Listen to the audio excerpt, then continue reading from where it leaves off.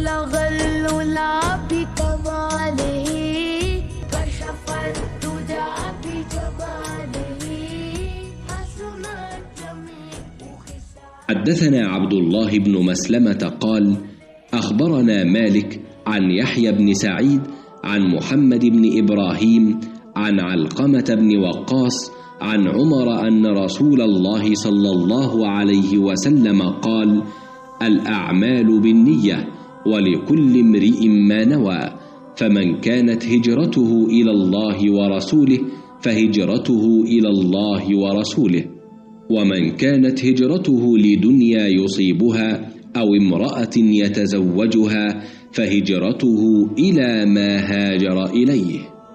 উমর রাদিয়াল্লাহু আনহু থেকে বর্ণিত আল্লাহর রসূল সাল্লাল্লাহু আলাইহি ওয়াসাল্লাম বলেছেন, কর্মসমূহ সংকল্পের সাথে সম্পৃক্ত এবং প্রতিটি মানুষের প্রাপ্য তার সংকল্প অনুযায়ী।